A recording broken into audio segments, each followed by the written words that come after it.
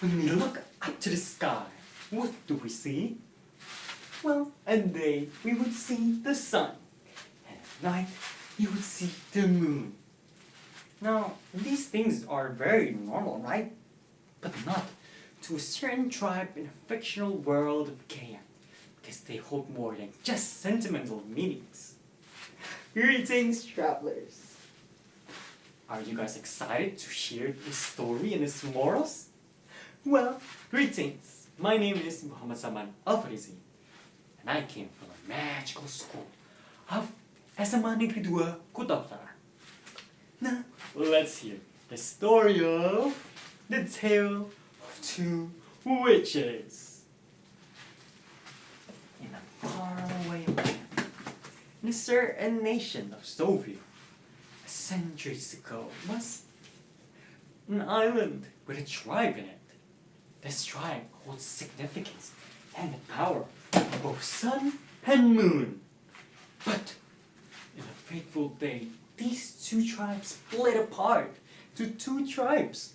Tribe of the sun and the tribe of the moon. And sadly, no one knows why they became enemies. But one fateful day, a witch leader from the sun tribe named Sonia was called upon to the border because of a certain problem between two farmers arguing about which farmland was theirs. One old man would say, "Don't you see that it's yellowish? It's obviously the farmland of the sun tribe."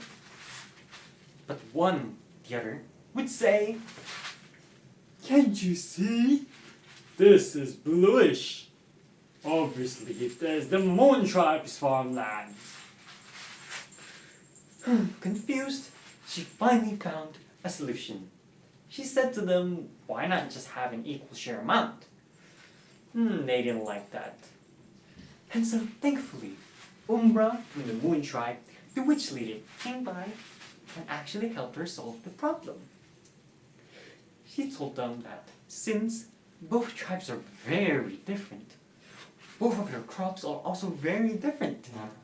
The springtime would be dominated by the sun tribe, and the wintertime would be dominated by the moon tribe. Chala! Problem solved.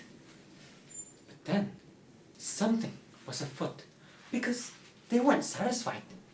These problems would keep arising, and someone suspicious was afoot of the crowd. Who is it? It was a mysterious-looking man with a bloodshot red eyes and a suspicious grin. His grin was holding a lot of secrets, and so, to test the waters, they would agree to analyze every problem. And finally, they would find what is going on.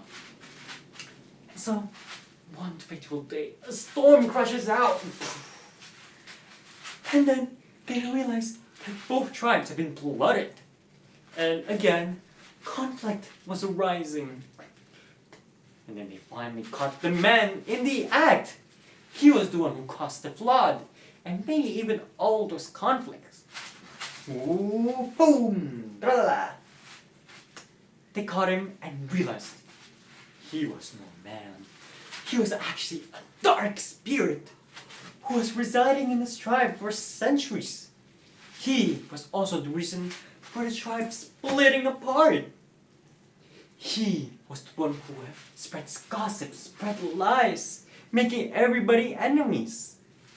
And both tribes, realizing this, finally unified together, becoming one tribe. Yay! Harmony was finally fixed. And to finally banish and defeat the spirit, they all hold hands and sang their ancient song.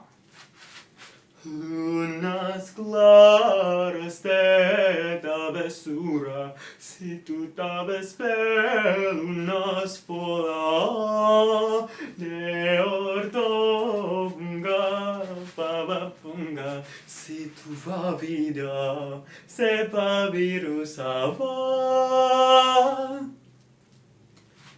A very beautiful story, isn't it? Well, did you guys hear the moral of the story, no? Well, hear me out. The moral of the story is that every conflict could be resolved with peace and harmony. Because if we just hate each other for non-auspicious reasons, then no problem would ever be solved, right? Well, I hope you liked the story and was inspired by the moral of the story. That's all from me. Thank you.